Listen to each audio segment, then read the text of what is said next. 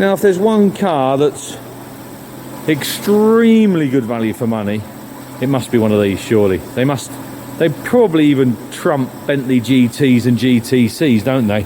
For being such a fantastic looking car for in today's world for not a lot of money. I know that sounds a bit daft, doesn't it? But let's face it, it's not, in today's market, it's not a lot of money. Now, before we go any further, I've just put a couple of stickies over the number plate, so no one's under any illusion that the private registration number goes with the car. You wouldn't believe some of the conversations I have with people, honestly. It's going to go back onto, I assume, as a 99 times out of 100 onto the age-related plate previously issued to the car. So there you go. Everything we have is HPI checked. So all that, I need this to check that and all the rest of it. Well, there's the number. Yeah, check it out. We'd have checked it out already. But what a lovely car, lovely condition. Look at that, isn't that nice? I'm a big Aston Martin fan. We're lucky enough to have half a dozen in the collection. It grinds me to say, but I think they're probably more reliable. You know, I think the DBs are one of the most, or they are in the bracket of the most attractive cars I think ever made. They really are bonny. These are bonny. I suppose what you say when they say what's the difference between one of these and a DB9? Reliability, arguably. So they sound fantastic. 52,438, I think, from what I can see. And what we've got here, we've got a trip here, go through here, range, average fuel, not too bothered about that. Who cares about that nowadays? We're not going to have fuel soon, so you might as well crack on and get one while you can. Centre display's all working there. Some more information in there, DVD and so forth. But yeah, what a bonny thing. Bonnet pulls down that side, so we'll just pop that up and have a look. And then I suppose we maybe ought to do the $1 million question and make sure the hood works, which I assume it will.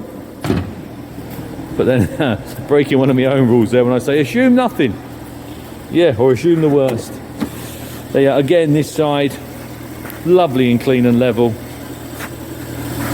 Nice bucket seats there. Let's have a quick look underneath here, shall we?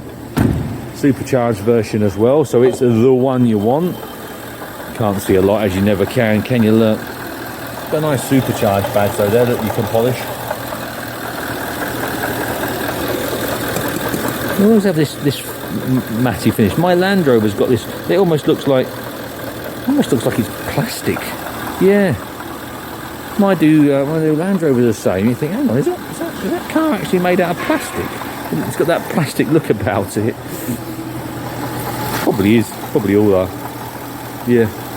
So yeah, not a lot to see in there, but not a lot to report either. Nicely.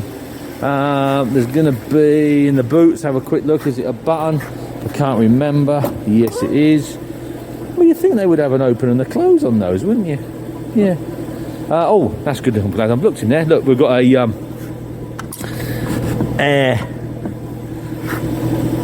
thing, whatever you want to call them, in there. Batteries and all the goodies are up there. Best advice I can give you with one of these is the same as anything really. Get one of those battery conditioners that you clip on, plug it in. Worth the weight in gold then. Now, I didn't see any, like a lot of the Mercedes and BMW, you have to clip a section in the boot down for the hood to work. I didn't see anything obvious there, but I didn't empty the boots.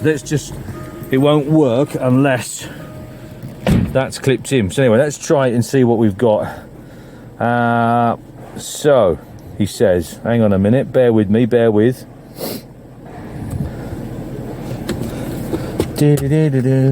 Just sing along to yourselves while I do this. There's your windows going down. That's your rear windows.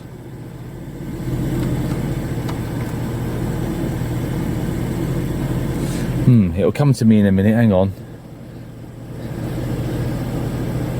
I've got a plan, as he says.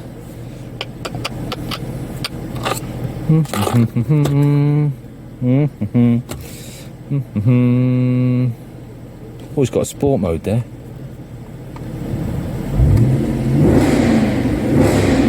Ooh, that makes it sound nice. It must be something to do with that, guys, mustn't it? Surely. Have we got anything on the... Can't hear a bing bongy. Luggage cover out of position. There you go. Luggage cover out of position. What did I say?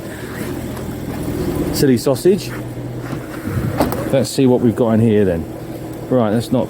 It's because you're doing it all with one hand, guys. That's why. I have to do everything with one hand, because obviously the other hand is operating this phone here. So, luggage rack out of position. So, let's put all that down there out of the way. Let's see what we've got here. There isn't actually a luggage rack in. Right. Where's the sensors going to be? Right, bear with me. We'll clip. This obviously must be your luggage rack. So we'll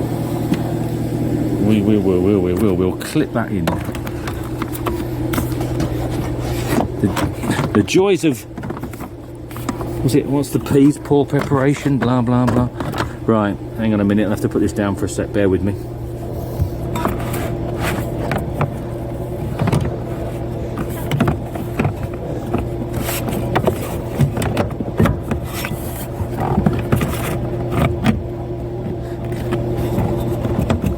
Right, that looks like it's about right there. Let's see what it says now. Let's see what it says now.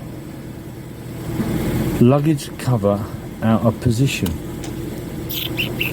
I'll tell you what I'll do, guys. I'll continue round with the video and show you the actual body of the car, and then I'll do a second video once I've clipped everything back in again and got it exactly as it should be. Because trying to do it with one hand is not easy. So wheels there, nice red brakes, lovely on that wheel. Nothing to report down the sides, dead straight. The usual wheel that gets marked, near side front, nothing on there. Nothing around the front, offside front's good as well. Last but not least, there you go. So what I'll do then, rather than hang you on, because we've already got 8 minutes into this video, what I'll do is I'll sign off now. I'll turn it off so I'm not being smoked out, and then I shall fit the luggage rack, and then I'll do a second video for you demonstrating the hood working. Is that okay? Thanks. Well guys, the second video, and here we are. It took me all of about 30 seconds and a lead light to work out where we were going wrong. So just so you know for future, you Jag lads will know already. So you have to basically tip this piece up, so you pull it up and you slide the connections down. So obviously makes a connection here and here somewhere over that side. So yeah, I'm thinking that you keep the actual pull thing level like you would on a traditional car, where this bit here stays level, and then you just sort of slide it back, pull it forward, slide it back. But in this case, to make it all work, you have to just tilt it up 90 degrees, and there you go. So I've just done that. Literally, I've just done that. I put my lead light on the floor, jumped in the car, and it started to work. So at that point, I just picked my phone up again and thought I'd just carry on with this video while we're still here. So there you go. Which we all knew was going to be the case, didn't we? But it's not like clearly demonstrating it, and then there is absolutely no grey area, is there? There you go.